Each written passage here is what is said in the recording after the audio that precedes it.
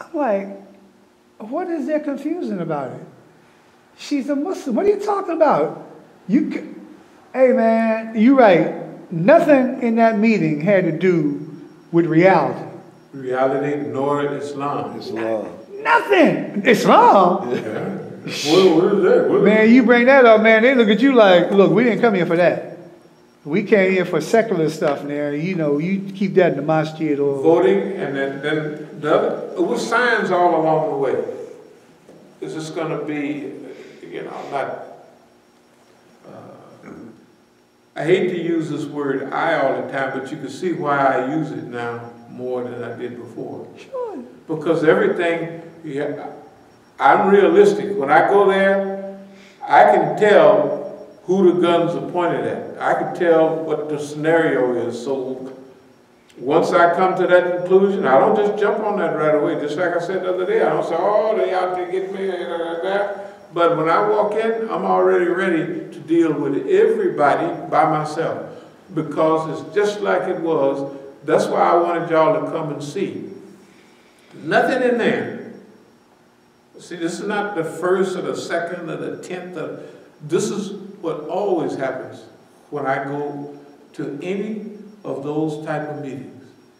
It's never about Islam. It's never about the Quran and the Sunnah. And if you would mention the Prophet, peace be upon him, they would wonder, who the hell are you talking about? Who? Who did you say? Tell the truth. He said, well, the Prophet sallallahu alaihi wasallam said. Who said that? It's true. Hey, man. Okay, so let me speed up and wrap it up. The way I deal with some of this stuff a lot of the time is astral projection. You know, it's induced out-of-body experience. You know when people are hovering over their bed or something, they look down. Okay, when I go to California, I go to out in the country, I can always, it's easy to put myself right here in D.C. or in Oakland and just watch who comes to me. What do they bring? What do they do? It's too simple. Okay, I don't have to leave the country. I do that all the time now. I just said, okay, here you are.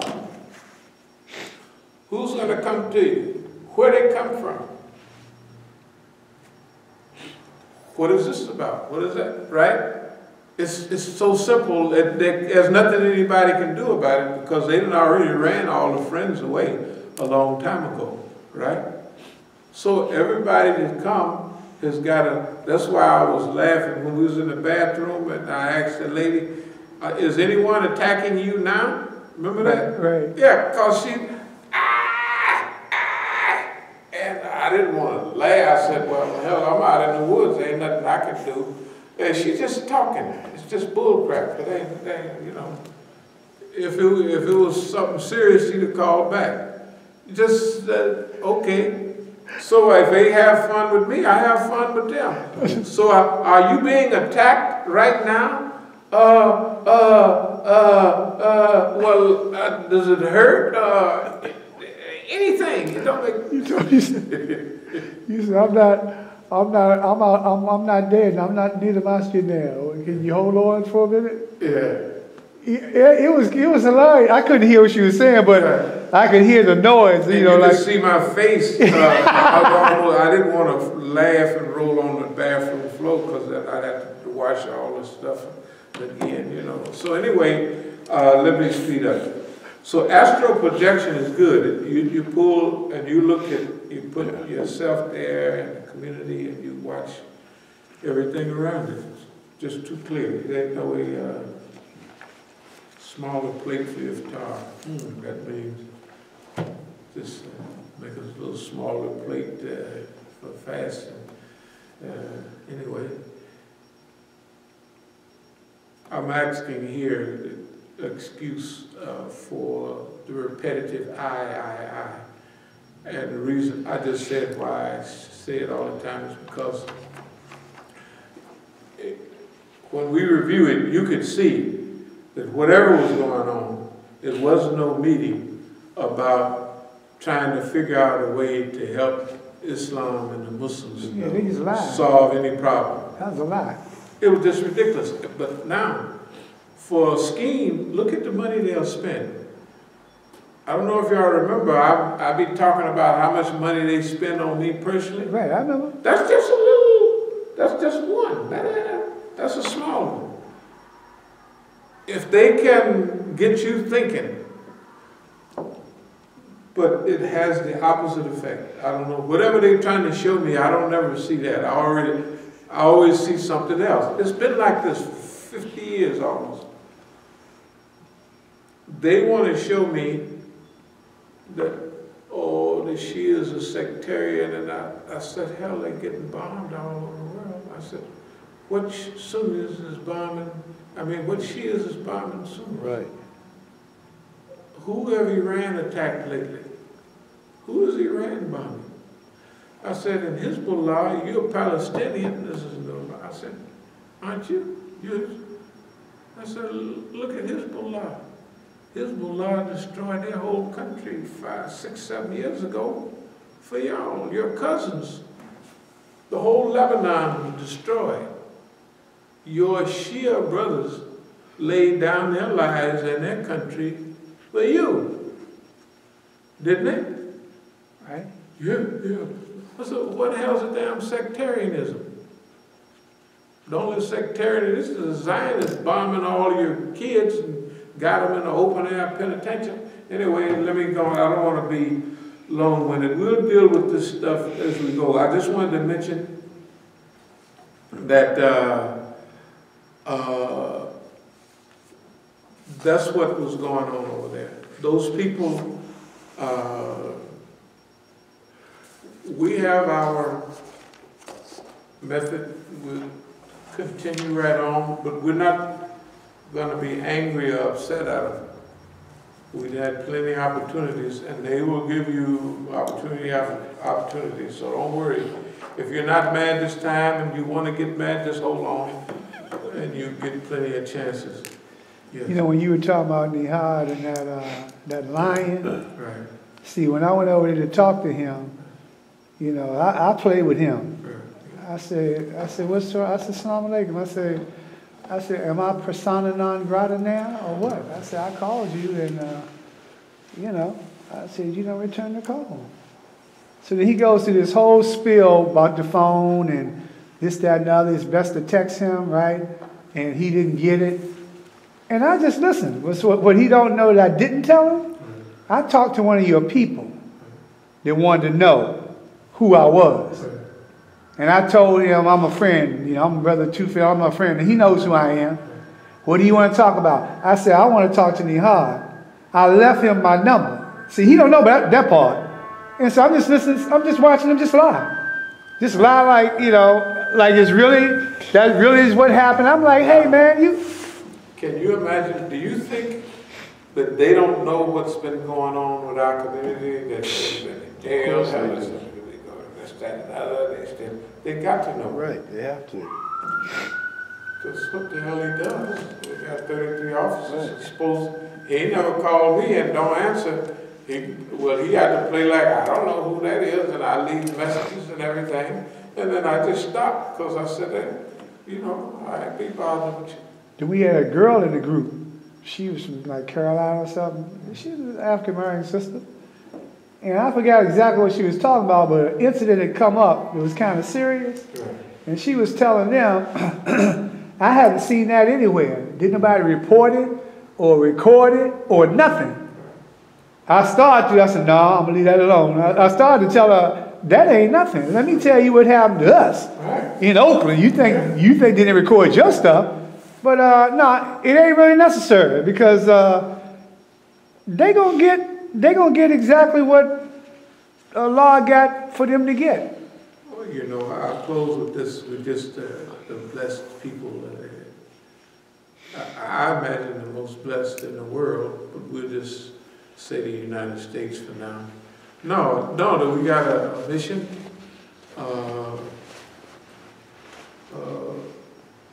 It appears that the way they try to make it look like it everything is against you. But everything is not against us. They're trying to make us think like what they're talking about is what's happening in the Muslim community. Like that poor Republican girl. Right. And I remember I said, I'm going to go sit next to her.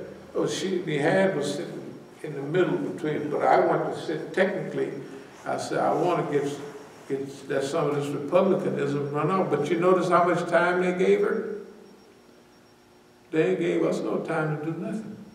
Exactly. Well, because she was on every media outlet. You know what I told her too? She said, we've got to get on Fox News. We got to get. So I had one of the flyers with Handy. Yeah, handy. I said, and then I told them what it is. I said, the thing about Fox News, I said, I think I saw it on one site. I said that it was a while back. It was about 300,000 people had seen it. That's just on one site. It's on many sites. I said,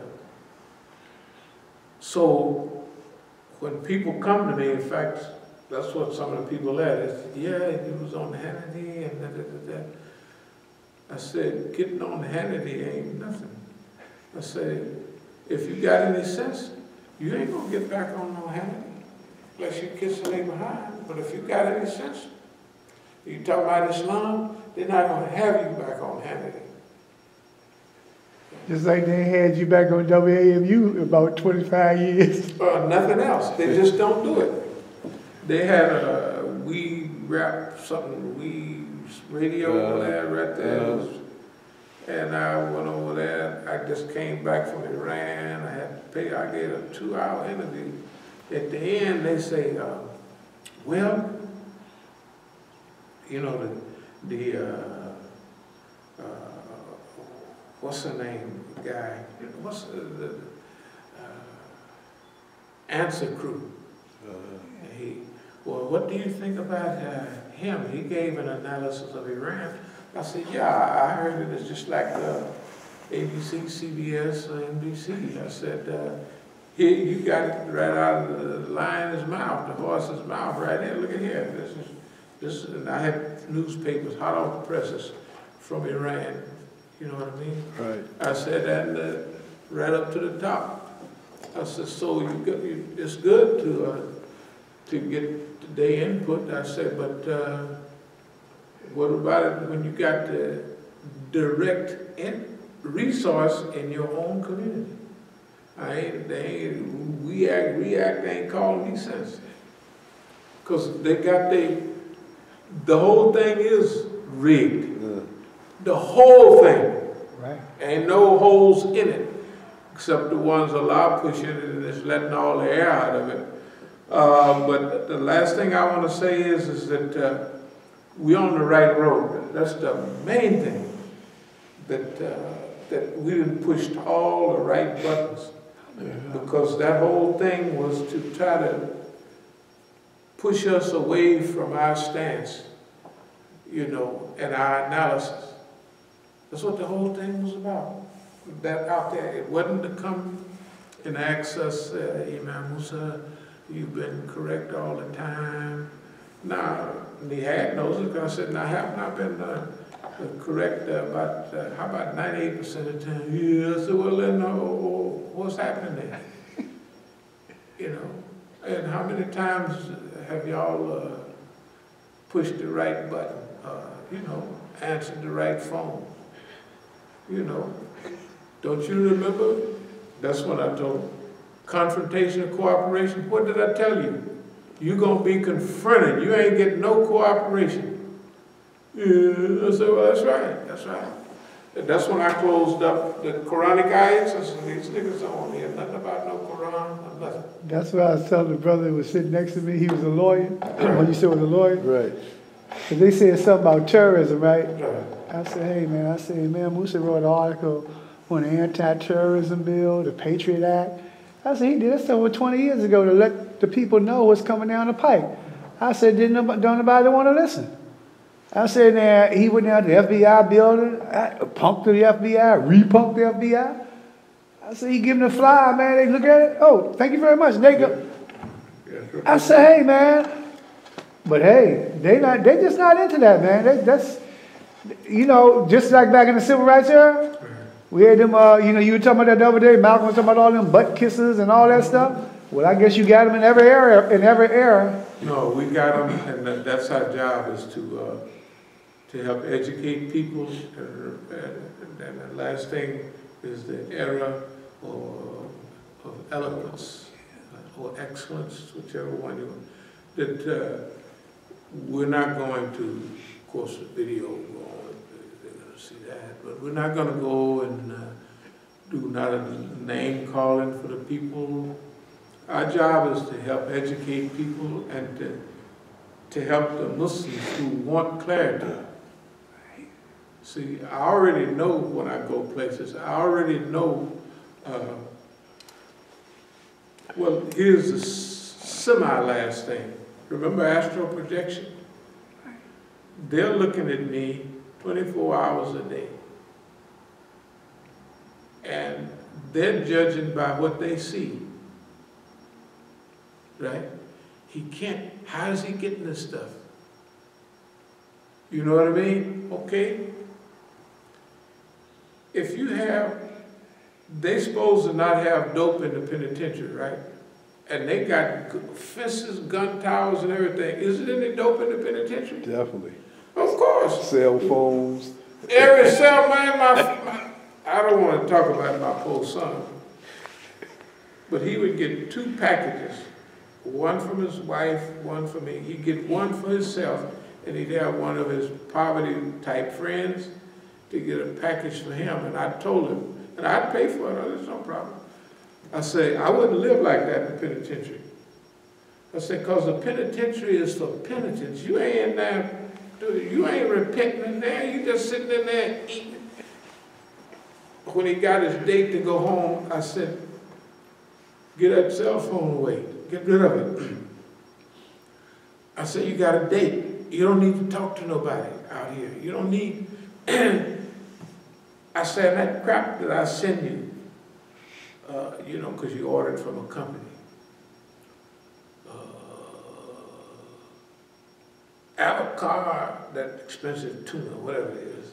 Not just regular old bumblebee tuna, but they got one costs twice as much.